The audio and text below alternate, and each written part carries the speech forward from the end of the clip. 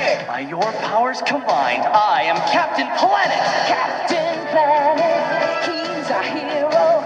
Gonna take pollution down to zero. He's our powers magnified, and he's fighting on the planet side.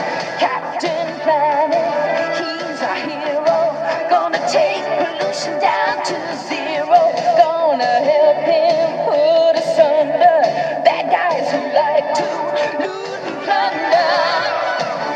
You'll pay for this, Captain Planet. We're the Planeteers. You can be one too. Cause saving our planet is the thing to do. Looting and polluting is not the way. Hear what Captain Planet has to say. The power is yours.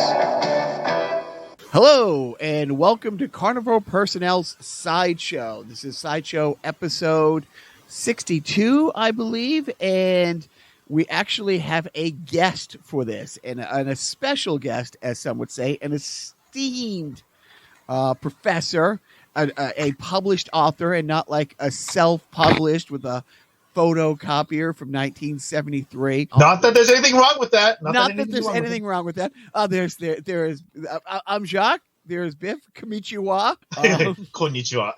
Let's get right into it. Today, we're going to be talking about the United States rejoining the Paris Climate. Is it the Accord, Biff? What is the right term? It's the Paris Climate Agreement, right? But I mean, there we go. Agreement or Accord. Agreement or Accord. Both of I think I've heard it both ways. And but that voice that you heard, that wasn't me or Biff, is Maryland tenured professor of atmospheric chemistry. Special guest star, Dr. Ross Salawitch. Tonight's episode, the lights are on, but nobody's home. Hello, Ross. Hi, Jacques. Hi, Biff. Did I get the right title right? It is atmospheric chemistry. Atmospheric chemistry, atmospheric sciences. So we'll go over Ross's resume really quick. He is a Harvard PhD, did his undergrad at Cornell, which if you went to Cornell and then you went to Harvard, did you stay away from like Yale just because that's kind of like the community college of Ivy League schools? You got it. So you went from Harvard, and after became a doctor, you stayed there for maybe 10 years before? About 6 or 7 more. And then out to JPL. Yep. Jet Propulsion Laboratories, which, is it owned or funded? There's a connection. it's no. Yeah, so it's administered by Caltech, right? But it is a NASA's facility. And that's where, the confluence of Ross and Biff, because Ross was at Caltech and Hafen, JPL, and Hafen, he's a sideshow some other day. But the big reason we wanted to have Ross on specifically today is because Ross in 2017 wrote a book called Paris Climate Agreement, Beacon of Hope. And I remember at the time talking to Ross about what the actual Paris Agreement was, how binding it is, how unbinding it is, how ambitious it is. And I remember Ross saying it is very ambitious, but it can be done. And essentially the book that he wrote is, here's the roadmap to meet those goals. How correct am I in that assessment versus how much am I talking out my butt, Russ? Did you read the book? Did you say read and book? Exactly. I mean, have you learned to read? That's a great summary of the book. Well, that's it. Look, amen, brother. I've actually was in the room when Ross gave his thesis defense in 84? 87. Was it that late? Okay, 87. I've seen you speak at Caltech. I've seen you speak at another college in Los Angeles. I've actually logged into when you gave a talk. I believe one time you were in New Zealand, I logged in, and one time I want to say you were in Norway. Sounds great. So yep. I don't read per se, but I have stayed awake for most of the talks. And you filmed one of those talks too, which is awesome. I'm looking to get the tape one day, but hopefully it still exists. We will say, and I will be posting part of this on our Twitter page. I believe Ross, as a scientist, as a highly esteemed member of the academic community, and as a person, peaked probably somewhere around 1994 when our good friend creator of the podcast, Joe, played Ross in a series of skits called Physics Today, which was on our sketch comedy show, where it was a no-nonsense look at physics, and we had Dr. Ross Salawitch, again, brilliantly played by Joe, debate a rerun of the TV show Alice. That was awesome. Joe did a great job. And the funny thing is, Ross had some friends at Harvard who actually saw it. It still airs on community TV reruns, doesn't it? It's sad, but it is true. So in 2017, 2016 is when we joined the court. When was the Paris? No, it was 15 was when it was negotiated, and we probably joined like in 16. I don't have the exact date, but it was predated. The really important date in all of this was November of 2014, when President Obama and President Xi of China made an agreement about what the U.S. would do and what China would do to both limit the greenhouse gas emissions. Prior to that meeting, the two sides just couldn't get on the same page. So after Obama and Xi had this agreement, the rest was sort of a done deal. Who didn't join the accord? Wasn't it all but 2 countries signed up for this? Yeah, well, actually, right now, that's a good question. I believe Nicaragua does not join. Let me find out exactly. Yeah, it was I was thinking Ecuador, but it's something, one of those countries. Yeah. Now, Ecuador. Correct me if I'm wrong, Ross. I believe Ecuador, if it was Ecuador, the country that in South America that didn't join because they didn't want to be part of it. They didn't join because they didn't think it went far enough. It wasn't binding. Right. And so it's a lot of people think, oh, they didn't want to be a team player, or, they don't believe in climate change or whatever. It was the exact opposite. They withheld because they wanted it to be a binding agreement. Exactly. They just they didn't think it went far enough as well, because the goal of the Paris Climate Agreement is to limit global warming to 2 degrees, and that's 2 degrees Celsius, what we use as scientists, so it's higher if you go to Fahrenheit. Limit 2 degrees relative to pre-industrial. That's kind of the upper limit, and the target is 1.5 degrees, and they just thought it should be a more strict limit as well. And so it gets signed. Everybody feels warm and fuzzy about it. You write the fantastic book again saying this is actually how we get there. Things kind of went sideways for the U.S. in 2016, and we won't at all get into why they went sideways, but they did. We pulled out of the agreement. How much, as a scientist who's every day, co-writing papers with other scientists around the world, again, we could spend just a series of podcasts talking about Ross's career, in which he's headed up expeditions. No, please don't. Going over both the northern and southern ice caps and all that stuff. But as a scientist, not as like a regular person like me or Biff, how bad do we look in the world's eyes? How much did your co-scientist look at you and say, dude, what the fuck? Oh, well, our colleagues who I communicate with know what my political leanings are, and so I think that they were equally aghast as I was, so there wasn't any tension there. The real problem with the U.S. pulling out of the agreement was that a lot of the countries made pledges to reduce greenhouse gas emissions that were conditioned on financial transfers or technology transfers. And by the financial assistance, really, we're talking about low credit loans. So basically, interest-free loans. The huge problem with renewable energy is it requires a large upfront cost. And so if India can't borrow money at the same rate as a Manhattan banker, India has no chance to invest now in the turbines and the concentrated solar and all that. So really that's how the world suffered most, was the U.S. not participating in helping India and Africa out. The U.S. emissions have gone down over the last 4 years, despite you-know-who and what you-know-who wanted to do. And so we're going to come close to keeping the pledge that we had made. We're going to fall somewhat short if we project ahead. But right now in the U.S., our plan is we have 2 climate czars, and they're both fantastic people. John Kerry is the climate czar for international relations. And of course, everyone should know who John Kerry is, and former senator and secretary of state. The person responsible for domestic is named Gina McCarthy. She's the former director of the EPA. She and John both totally command whatever room they're in. If they're both in the same room at the same time, I don't know who will command it, but they both command the room. And so these are fantastic choices. And John Kerry's already on record saying we're going to make up for lost time in helping out. Basically, he didn't use the words Africa and India, to my knowledge, but to help out the developing world.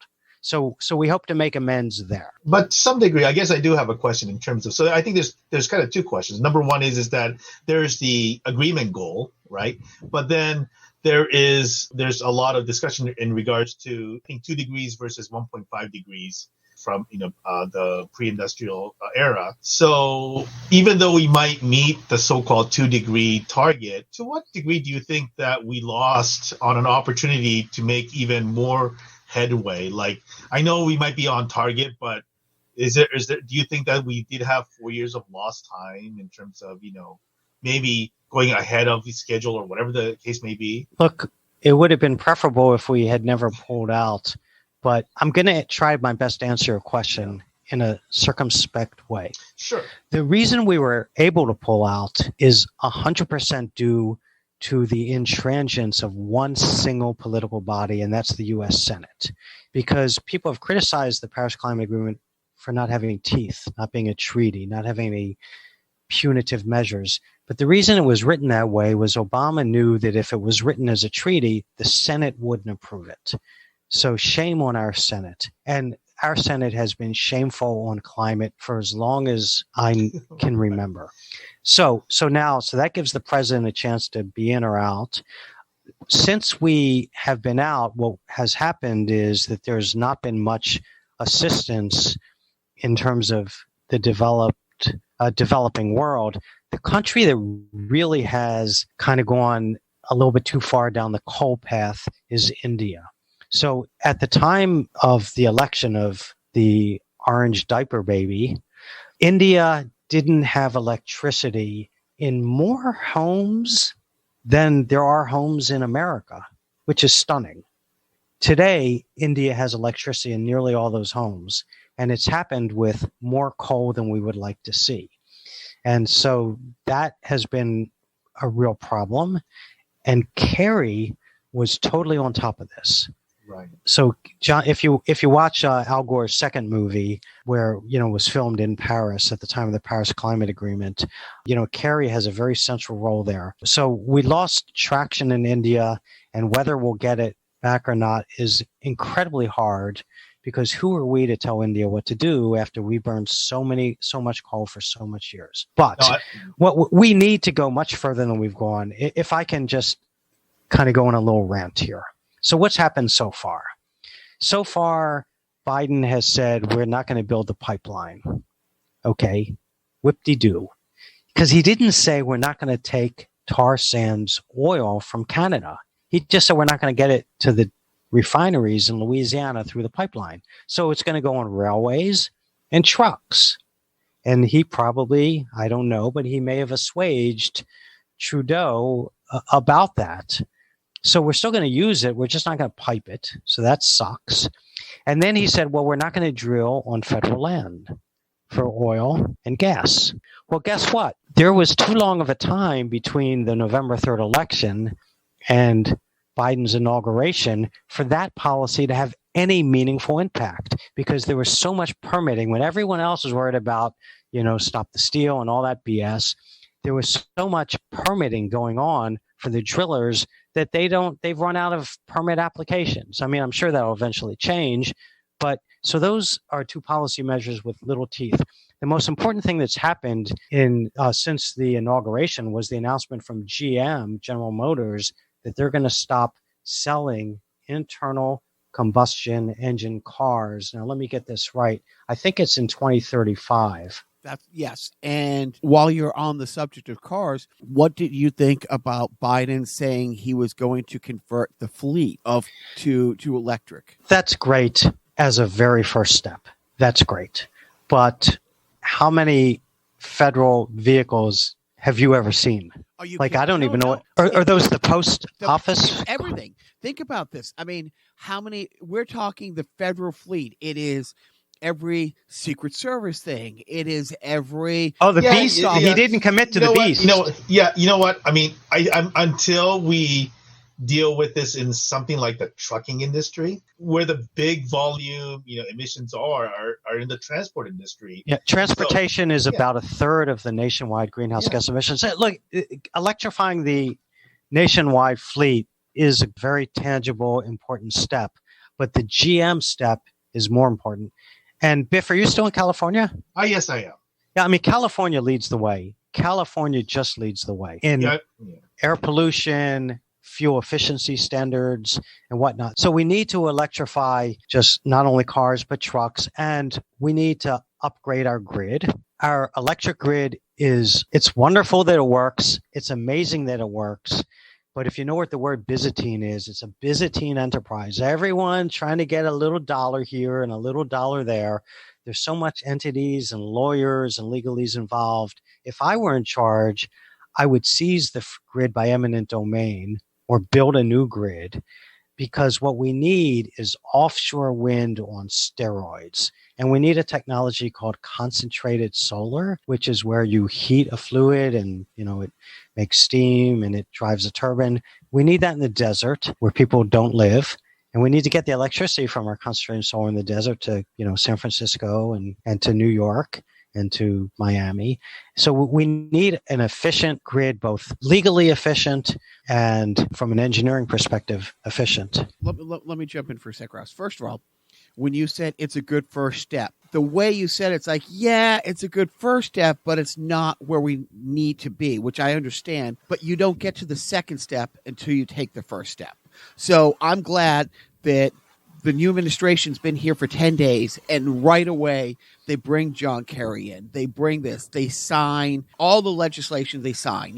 Is it everything we want in one day? No, but they're all good first steps. One of the things, but I want to take a step back, that's also what you're talking about with the wind and solar. By pulling out of this, how much did the United States lose out on manufacturing jobs because we haven't been pushing forward with, we don't build wind turbines here. We don't build the solar panels here. And from what I understand is China was able to kind of swoop in and say, oh, we're very happy to take the contracts that you're not interested in. We're very happy to be the leader of turbine manufacturing. I think turbine manufacturing, the leaders of that are in the Scandinavian countries maybe. Mm-hmm. But by pulling out, how much did we set back the possibility of these clean jobs in that last 3 years? I guess we certainly just stood still and let countries like China and certain European nations or Scandinavian nations eat our lunch. However,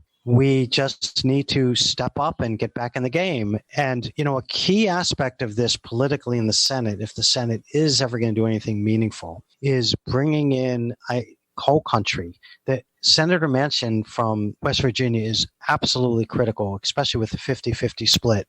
And, his state has a lot of coal jobs. So he is going to want real investment in his state, as he should, representing his state, for some retooling of their industry. And we're totally out of steel for the most part as well. So we need to get back into certain aspects of this in order to be a leader in the green economy. I think that's one of the great failures of the last 4 years, is we've done almost nothing on a nationwide basis for the green economy. I'm not diminishing coal jobs and the struggles that the coal miners and the coal towns have. One of the things that I wrestle with is how many jobs are we actually talking? And not, look, it's like when you hear a stat, it's like, well, only one person, dies of this, a year. How bad can it be? Well, if it's your family member, it's pretty bad. So I'm not saying I'm not cognizant of the hardships that those families and communities have phasing out of coal, but I don't think we're talking a gigantic industry as far as the number of employees who are, reliant on this, versus for every one coal job we lose over the next 10 years, the void is filled with 20 clean energy jobs between manufacturing, between installation, between maintenance of these wind farms, solar farms, and all this stuff. And, it's not that these jobs are high skilled or that couldn't be with some time over at Dry University or is it ITT Technical Institute, that we could be turning out wind turbine maintenance crews and stuff like that. And those are jobs where you don't have to send a canary in first to make sure it's safe. Exactly. So, first off, we shouldn't underestimate how unbelievably people intensive the fossil fuel industry is, from the extraction to the transportation to all the people who work in power plants.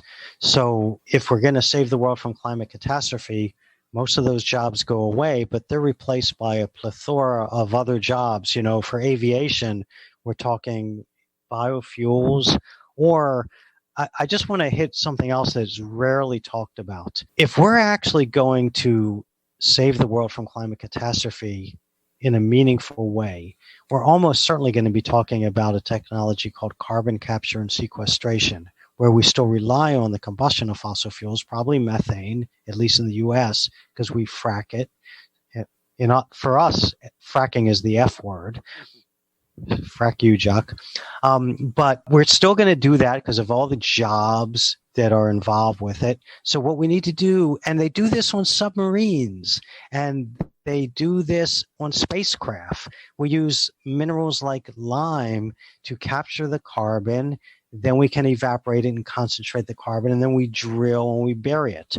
It's been estimated that it costs about $80 a ton to actually do on a large scale, per ton of CO2 released to the atmosphere. So that could maybe double the cost of the fuel itself for an average power plant. It doesn't double the cost of electricity, which has a lot of other costs. It just doubles the cost of fuel. If we had a price on carbon that would force the utilities to do that, it would first off help save climate, and there'd be an enormous amount of jobs, chemical engineering jobs from places like Caltech, to basically develop this and manage this and implement it and fix it and whatnot. But this is just scaling up what goes on submarines on a nationwide basis.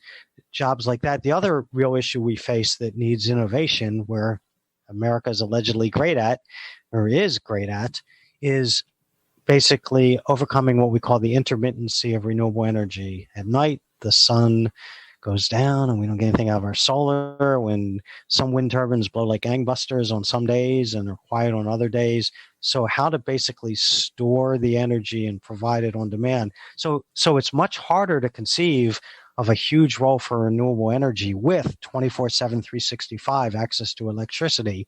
If you're willing to tolerate electricity on some days and off other days, we could do this much easier. But Americans aren't going to tolerate that. Whereas, I play basketball with friends who are African, who spend time in Africa. And, in most modern African cities, the electricity's on some days, off some days. In India, I had a young man in my class this past semester who took it from India, and his town doesn't have 24/7 electricity.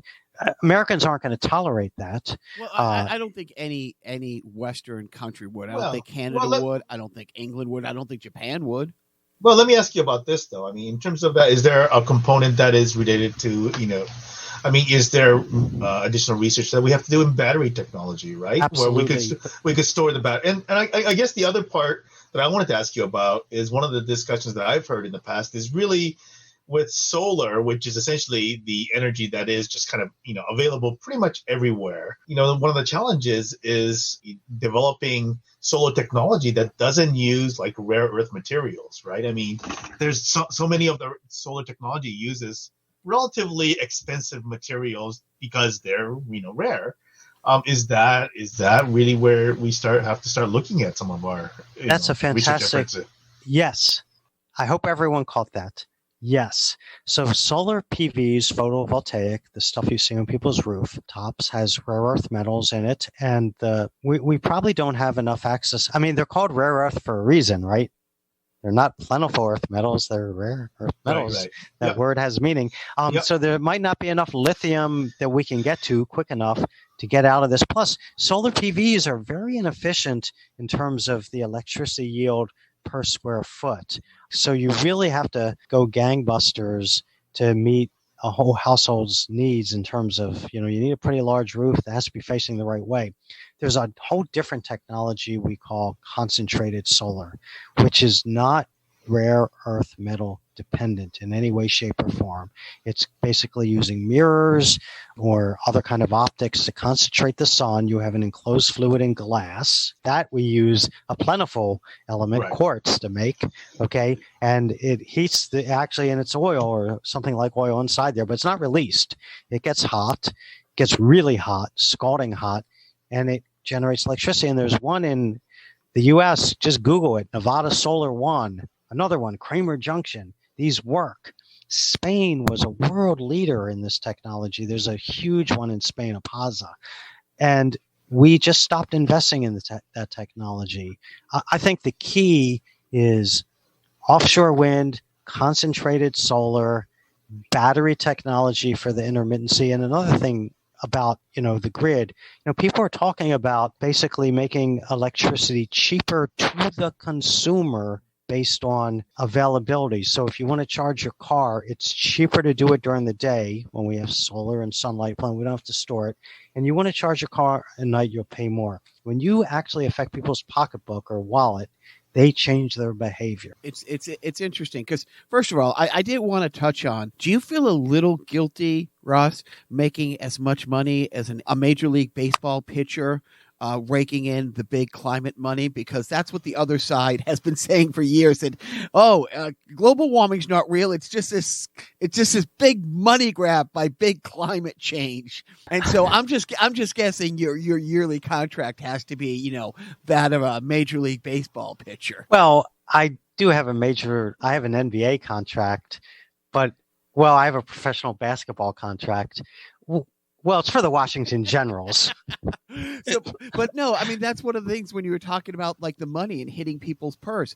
The biggest obstacle that our country has faced is the global warming deniers all these years. Taking one quick step back and bringing up Hafen again. Hafen spent 4 years in Accra in Africa, and we on a regular basis would have our FaceTime calls go out, and he would call me 2 days later saying, yeah, we haven't had power. Sorry, I can't talk because I don't know how long we're going to have power, and I have to get as much work done as I can. But when you talk about making it a priority, I have one friend or management and I met a couple at the park that we became friends with in LA a few years back, that dad ended up transitioning out of his career because he wanted to get in solar, went back to school, took a job with a company in Seattle that ended up sending him to Germany for a couple of years. And just because we're in touch with them on a regular basis, my mind is blown away with how much solar Germany is able to power their country with. And what's most amazing about it is there was one day last year, it's an outlier. They're not there yet. It's not a sustainable model, but they had one day last year where the entire country ran 100% on solar one day. And what's remarkable is they get, and I'm going to mess this number up, but it's somewhere about 65% less sunlight in Germany than they do in Southern California. But yet they're able to power their country with it. Well, that's a lot to address, but the Germans have been very proactive in renewable energy. One of the things that they've done much better in the U.S. is enabled landowners to get paid for electricity that they put in the grid without all kind of bureaucratic hurdles. So if you actually happen to travel through Germany, you'll go through farmland after farmland where you'll see cows grazing under windmills. And so for the farmers, basically, this has been a lifesaver. It's allowed them to stay in business because everywhere in the world, farming is very marginal. But if you can have a couple of turbines on your grass, it's just a perfect synergy. In the U.S., this is all done at the state level. Every state has to have what's called a renewable portfolio standard. Some states have meaningful RPSs. Most states don't. And inside each state, there's something called the Public Services Commission. They decide who gets paid for electricity they put in the grid and how much they get paid. We raised $135,000 to put 99 solar panels on a neighborhood church, Church of the Brethren, University Park, Maryland. Google it. It's awesome. We had a power purchase agreement with the church between an LLC. It still exists, so we still have it. We oversized the grid, so we knew we would put out more electricity from the grid during the course of the year than the church uses. And at the time we were raising the money, we knew that the dang on utilities here in Maryland wouldn't pay us for the excess electricity. They would just use it without paying us. And we said, you know what? We're going to oversize this, and we're going to Annapolis, and we're going to embarrass those legislatures and get them to change the law. And we did, and the law changed. And so now today, we do get paid for our excess electricity. We get paid about half. We get paid the average of the retail price and the wholesale price. So we don't get the retail price, but we get a little more than wholesale. But state by state has to decide this. We need federal policy to come in and basically make it straightforward for people who put electricity into the grid to actually get paid for it. Again, pocketbook, wallet. Because when you say state by state, it's interesting. I was driving through upstate New York a few years ago, and I might have been there 4 years ago, 5 years ago, and in that time, the law has changed. And if you have 5 acres of land, you can lease it, rent it, sell it to wind turbines. So you will be going through these random neighborhoods in Ithaca, Utica, and just see a giant wind turbine. That's awesome. Now, wind turbines have a huge issue that we face, which is called NIMBY, not in my backyard. That is a huge impediment.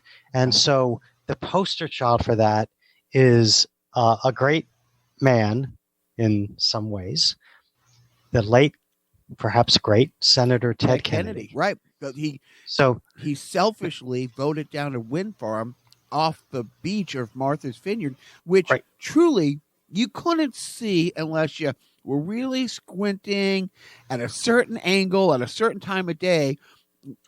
But, this is one of those unfortunate both sides to it historically, not over the last 15 years, 15 plus years. That was quite an embarrassment because he was somebody who seemed very positive about it until it was in his backyard. Until it was in his backyard. But the great success we've had, if people want to go Google this and look it up, there's a monstrosity called Beatrice off the coast of Scotland, Wales, Scottish. Beatrice is the largest offshore wind in the world right now. It employed a huge amount of people. Construction. These are, people get their hands dirty like your brother, Jacques. These are construction jobs. No, and good union jobs too. Exactly. I mean, these are ship workers, iron workers, cement layers, and all this, building these monstrosities. Now, it's very controversial for the people who live in Wales and Scotland, whether they like it or not. And it's love-hate. Some love it and think it's beautiful. And others are like, what have they done? But we have to grapple with this. Let me say, here's the other side of it. The other side of this is that the leading cause of early death in the world, bar none, is the combustion of fossil fuels. The air pollution associated with the combustion of fossil fuels. It's known that we have more instances of childhood asthma in low economic regions near factories and power plants and whatnot. And, childhood asthma and children dying young. When we have air quality alerts, those alerts exist because once we call particulate matter, little particles, little aerosols, once they're above a certain level, we see more people admitted to hospitals who die.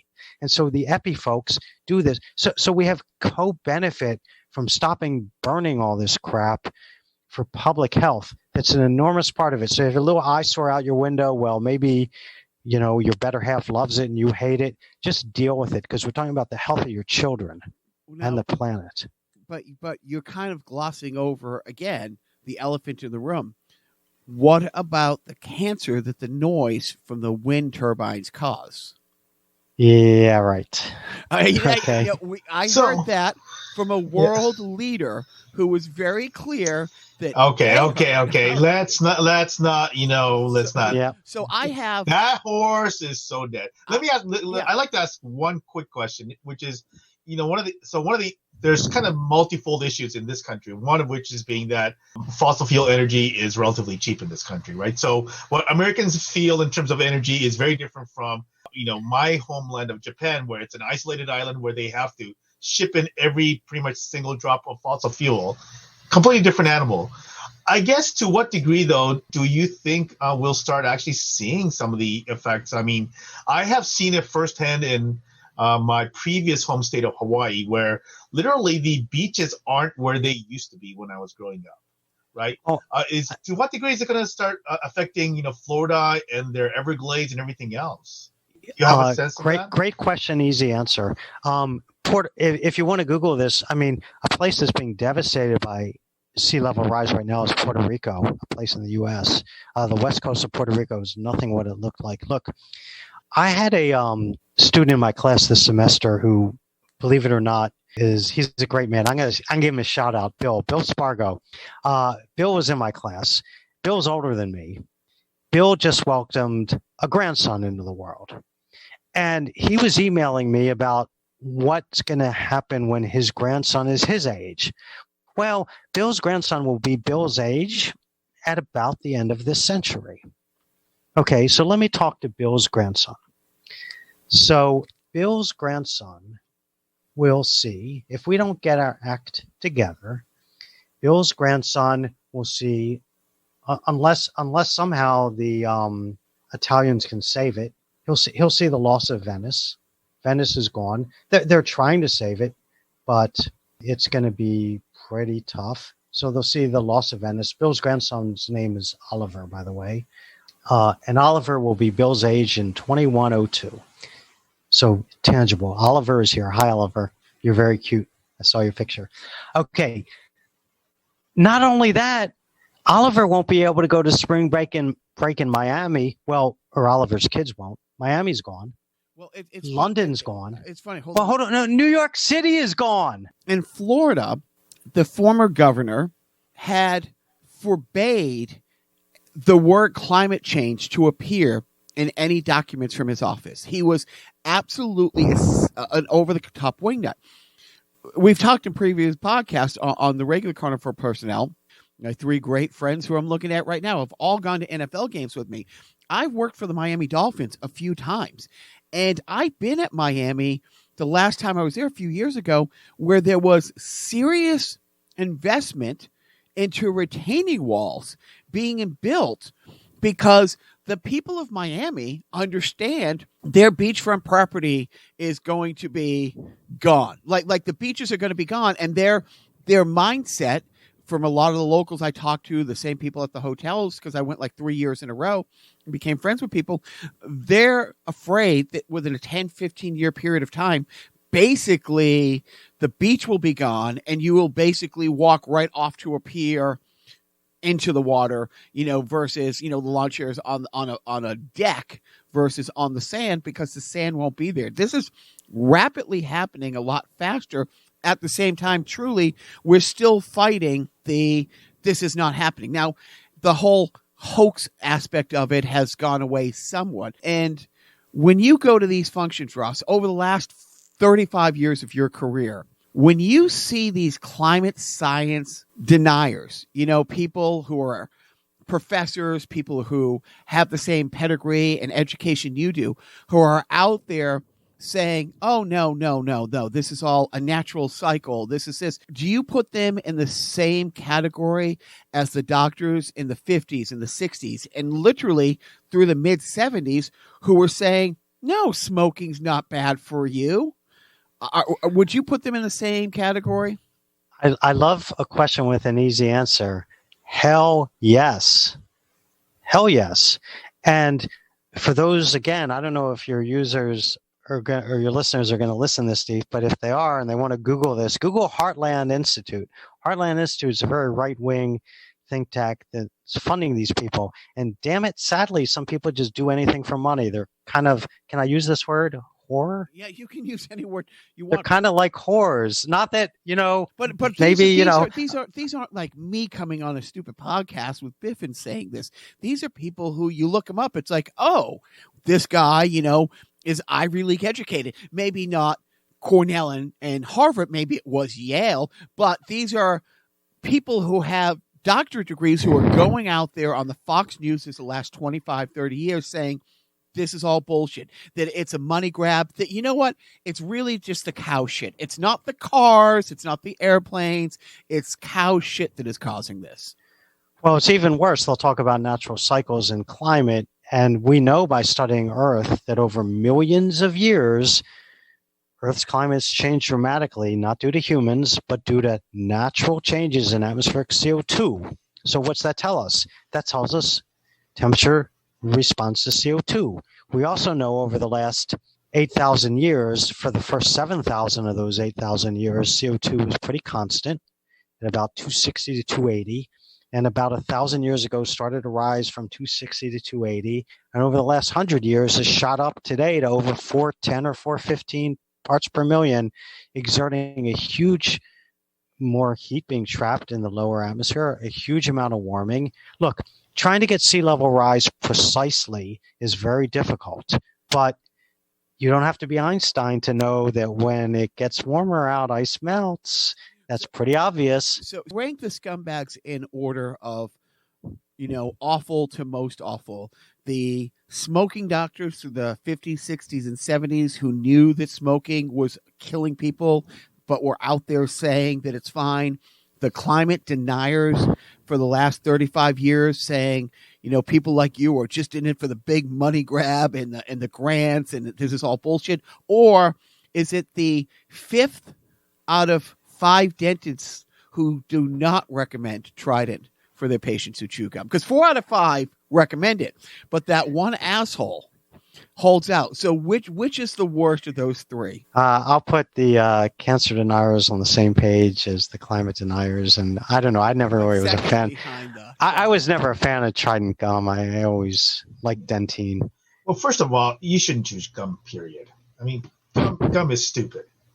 You should just either eat or just not put stuff in your mouth. What's the point of chewing something that you don't actually eat? So on a positive note, like I said, the new administration can't undo everything in just 2 weeks. We also can't make up for the fact that in 1976, either the first things or one of the first things that Jimmy Carter did is put solar panels on the roof of the White House. And I believe it was his first official act as president. Ronald Reagan took him down. I mean, I literally lose sleep thinking about where we could be. I believe we would have hover cars and real goddamn hoverboards like Back to the Future promised us. Okay, so wait, now in Reagan's defense, how much is Ronald Reagan affected by climate change? He's not at all. I thought so. So there you go. Ross, you should see Biff. He does a killer impression of Reagan. But seriously, when I think about that, when I think in 1976 we had a president who flat out, predicted everything that happened climate wise, people forget that, Jimmy Carter was, he has a degree in nuclear. He's a nuclear physicist. People do not know that. But he in 1976 was saying, look, we have this crippling dependency on oil. And if we don't get off it, we're going to get dragged into these quagmires on the other side of the world that have been going on for centuries. And we're going to be in the middle of it, which we are. But trying to be positive, again, the new administration can't do everything overnight, but are you pretty optimistic about what can happen over the next 4 years? I'm incredibly optimistic. And if my early comments seemed otherwise, I apologize for that. Yes, again, John Kerry internationally will heal wounds. He is incredibly respected. He is the best person. Gina McCarthy will move mountains. As I said earlier, when either of them walk in a room, they command the room. And so the important part of this that I really want folks to understand is, there's people in power who just can be manipulated and maneuvered, but we need and we have people in power who can't be bullshitted. So Kerry understands the details at a deep level. McCarthy was a fantastic steward of the environment for EPA. She has the utmost, both people, Kerry and McCarthy, have the utmost respect by the scientific community. So I am incredibly optimistic that they will do right by the science. The part of it that's a little bit nerve-wracking is that for it to stick, because we need to think long, we need some congressional support. We just do, because the easiest way I can say this, and this is a bizarre analogy, electric cars are more expensive without subsidy than fossil fuel-based cars. But part of the reason for that is you put so many dollars worth of gasoline in your fossil fuel car as you drive it. You have stuff come in and stuff come out. Those engines are very inefficient, and they have so many moving parts, and they need so much maintenance. Tesla doesn't have dealerships because you don't have to take your car in for service. The electrical engines are so efficient, they're so maintenance free, and they're so less expensive to run. They pay for themselves over time. And so for renewable energy, we need large upfront expenditure. And then, with concentrated solar, explained a couple of times, or with offshore wind, you almost, not quite, but you almost get electricity for free. You have to deal with the transmission. You have to deal with the intermittency. That's not free. It's engineering. It's ingenuity. It's American spirit. But you need to write a large check at the beginning, or, you borrow money and pay it back over time. The government is the only entity that can do that. I've driven across country a few times over the last couple of years, and a number of times over the last 20 years. One thing that kind of stands out to me, I will be driving through a ruby red state, and off the side of the highway, I will see a majestic, and I think they're pretty majestic, solar farms or wind farms. They know that they have to do this, that this is an inevitable step, that we have to transition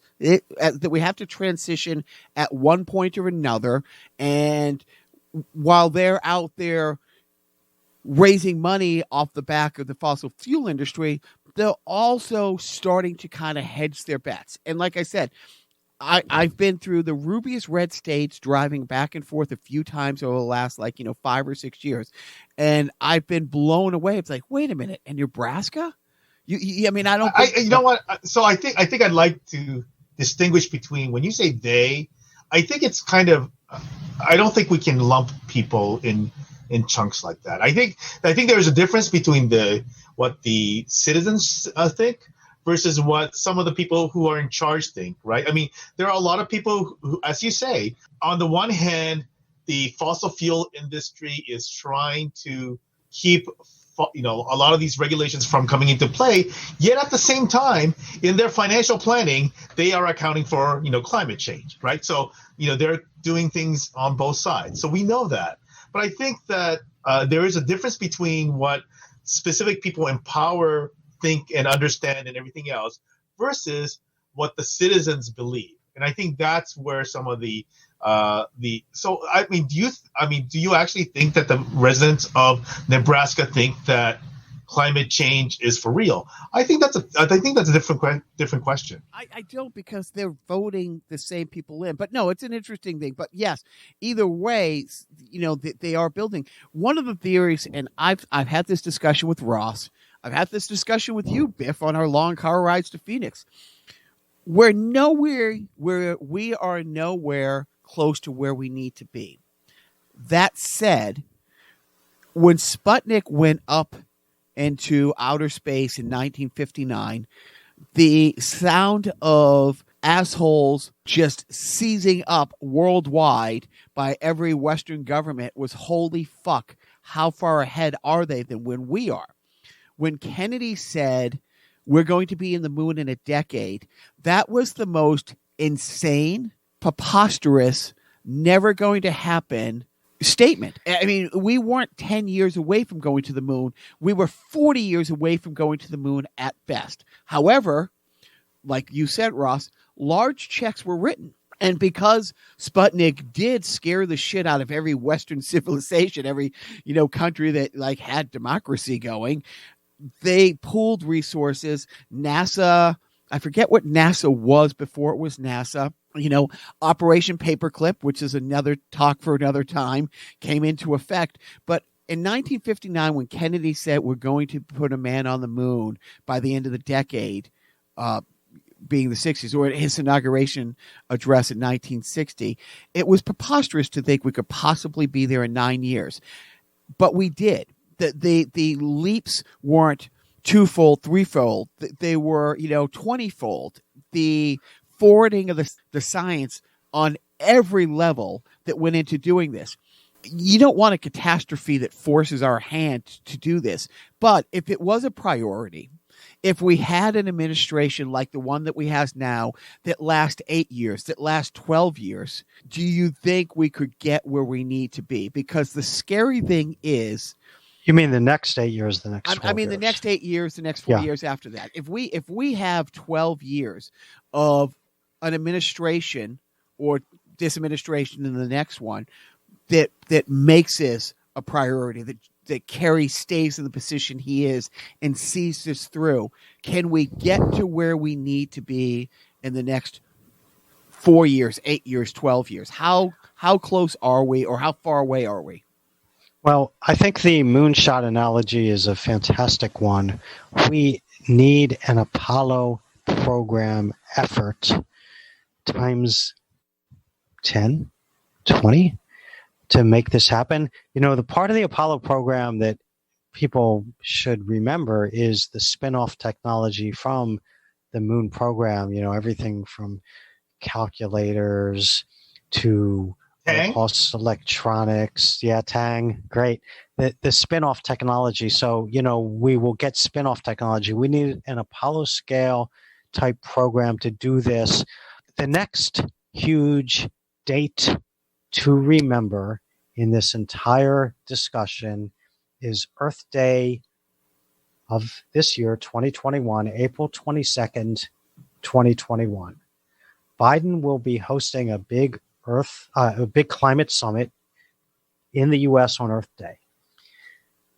It is expected that at that summit, he will announce his long-term vision for when the U.S. will become carbon neutral. Now, it might have some nuance. It might be carbon neutral with or without transportation. It might be everything except this, everything except that, or maybe it'll be 90%.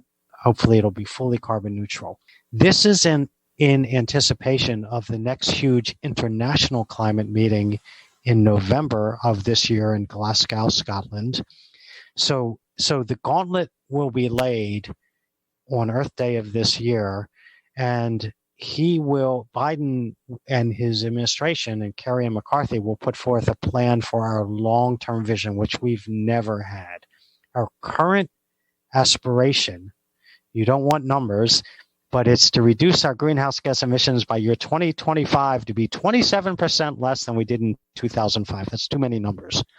Carbon neutral by a certain year, everyone can grasp. So that's what's coming, and we're going to need, more than an Apollo type effort to make that happen. And it involves a lot of jobs, a lot of redirection resources. Look, the money involved is at the 4 to 5% of our GDP. The money involved is a modest fraction of our military spending. If in my class, which is on the science, economics, and governments of climate change, we go into the numbers. And every year, the students basically say, just take some of the military money. Oh, well, and no. Put it. I'll agree and disagree in the same statement, Ross. Don't take the military money. Involve the military in this. Like, make this a military project. When you think back of the great moments in our history or the great things that we've done as a nation to grow, the highways. The highways cost a shitload of money, but it put a shitload of people to work. Those people ended up paying taxes, buying houses, buying cars to drive on it. It's the same thing. Like right now, and again, we're not going to get, off this topic, but over the next 30, 60 days, FEMA has gone to the Department of Defense and said, hey, we want to roll out these 100 vaccination centers. We'd like 10,000 troops to help make our goal of 100 million vaccinations via these 100 vaccination centers around the country happen. And to do it. So, yeah, talking about military Amen. spending is another topic, except I say, if you want to keep the military spending what it is, great. Reallocate those military, make this. There was a play last couple of years to make the military be part of building the wall. Make the military part of building this bridge to a better future.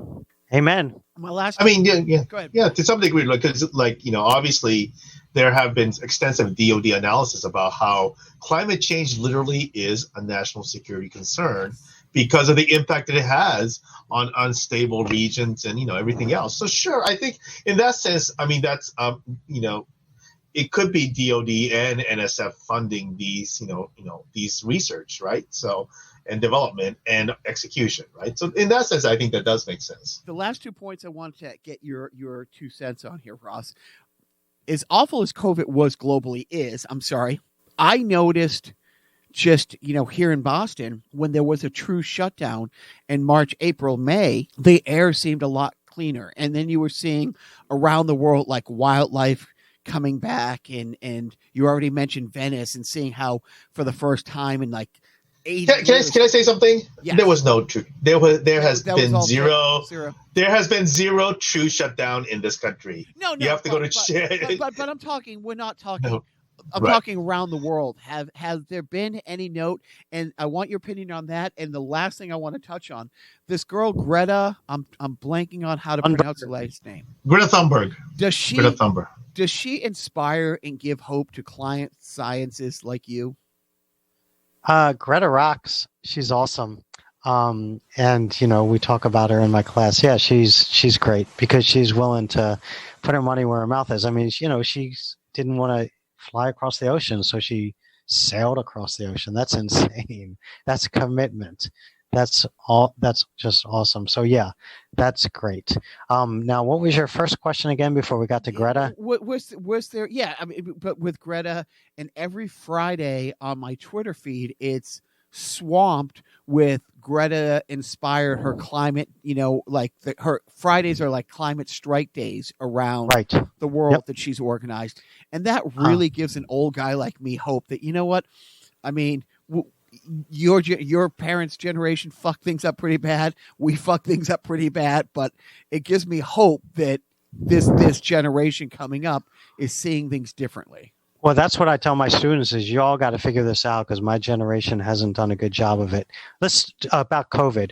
So first off, in the U.S., there was a dramatic decline in cars due to COVID. So all the air pollution associated with cars went away. And so it did have a noticeable effect. I know the Maryland air quality statistics very well. We only had 2 exceedances of the National Ambient Air Quality Standard for surface ozone in 2020, given the climatology and whatnot and the temperature and the wind patterns, we would have expected 9 or 10. So we definitely had demonstrable improvements in air quality here in Maryland throughout the East Coast. We fly airplanes up and down the East Coast. A colleague of mine took this amazingly beautiful picture of Manhattan that a New York Times ran with when an airplane flight of the University of Maryland Cessna Shinrong ran took this photograph where you could just see forever down Manhattan. So those days showed what it would be like if everyone drove electric vehicles. Spectacularly good air quality because combustion puts all this crap into our air, and we have catalytic converters and we try to get some of it out, but we can't get it all out. That's the first point. Second point is globally we did have less CO2 emissions in 2020 compared to 2019 by somewhere around 4 or 5% less. And scientists throughout the world, they published something called the Global Carbon Project that came out a few weeks ago. We also saw a tremendous marker of global conditions, how much CO2 exists in Hawaii compared to the South Pole. That went down for the first time in a huge amount of time in 2020. So we have less emissions. We're singing the global carbon cycle. Some of my colleagues have large bets on Twitter about what's going to be in 2021. I'm not a betting man, at least not for science. I'll bet on, on the Ravens. But anyway, in 2021, people were betting whether it will be higher than 2019 or not. Was 2020 a glitch in the matrix and we're going to go back?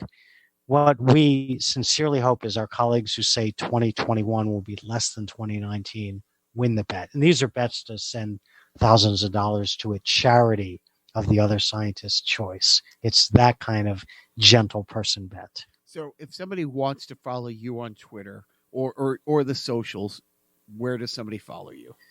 Just Google my name, Ross, R-O-S-S, Salawitch, S-A-L-A-W-I-T-C-H, You Twitter. Are you a little unsure? And we're going to link to his book on Amazon. Yeah. Link to his book, right? Oh, no. Look, the book is free. The book is free. Oh, the book is free. Okay. Yes. So so we publish the book under what's called open access. If you link to the Springer site, I can send you the link. People can download it for free. We're at 60,000 downloads and counting. And yes, we do. Well, they count. That's fantastic. Now, it costs us about $9,000 to get this. So, the publisher wants to sell it. And I had a heart-to-heart with a colleague. I'll say his name. He's a great guy. My colleague, Dave Fahey. And he said, Ross, no one's going to pay to buy your book. And I'm like, what do you mean? He's like, we read everything for free. He's like, if you want to work a year or two on something that no one will read, make us pay for it. So I went to the editor and, said, well, what's it going to take to make this open access? And he got back to me, $9,000. So I went to our research sponsor, NASA, and I went to my program manager and I said, can we expend $9,000 of this federal research money to put our research for free on the internet through open access? And she said, by all means, sure, that's a great way to spend federal money for your research, is just let people see it. So you could buy the book for $65 on Amazon. And by the way, we have to forfeit any they get all the money, we get zero if you buy it. So get it for free on Springer. But if you do want to buy it, go to a small local bookstore and have them order or something like that. Jeff Bezos doesn't need any of your money. Okay, yep. So we will put up a link to where to get the book, where to find you. I can't say thank you enough, Ross. Biff, you got any parting comments or questions? No. I mean, thank you, Ross. I mean, it's great to hear from somebody who truly understands this. And you just do an amazing job of putting things into very lay terms, right? So I think that was fantastic. So thank you very much. Thanks, Biff. Thank you. Thanks, Jacques. Well, this wraps it up. You know what? No, it doesn't. That is one of the things, and I don't say many positive things to Ross, personally or privately or publicly, but Ross can out Sheldon from the Big Bang Theory when it comes to driving people up the wall with their knowledge of everything in the universe.